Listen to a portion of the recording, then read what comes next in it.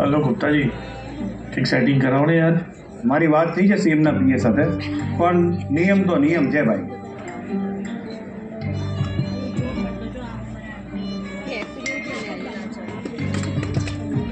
ખુશીઓ પાસે આવીને અડીને નીકળી જશે. હિંમત જાળવી રાખો.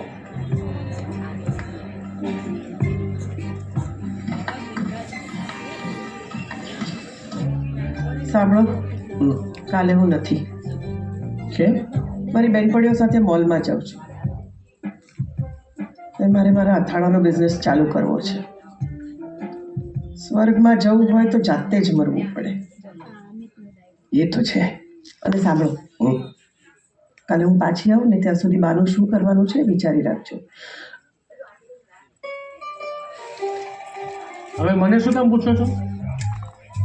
પેલા તો તમે જ બાને લઈ ગયા ને વૃદ્ધાશ્રમમાંથી, ત્યારે તમને બહુ ઉતાવળ હતી એટલે કોઈ પણ કાગળ પેપર ચેક કરાવીને બાને લઈ ગયા.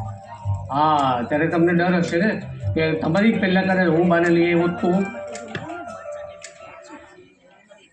હવે ભોગવો તમે, જોઉં છું મારાથી અંડર ધ ટેબલ કંઈ થતું તો.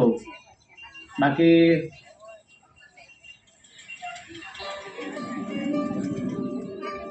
લાલાભાઈ લખી લેજો. અરે શું લખી લેજો યાર, આખા રજિસ્ટરમાં તારો જ હિસાબ લખેલો છે. નવા રજિસ્ટર માટે પૈસા તો આપતો જા. પણ આપી દઈશું ભાઈ. હવે કોણ આપ્યા ને તમારા રહી ગયા.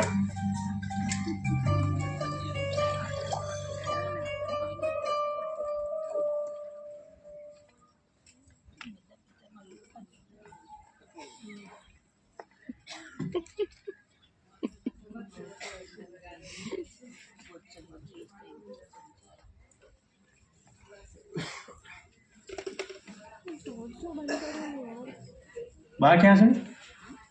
ખબર નહીં, હમણાં થોડી વાર પહેલા એમનો પટારો ભરતા હતા. જતા નથી રહ્યા ને? હલો, હા, સૂરજમુખી દેવીના ઘરેથી બોલે.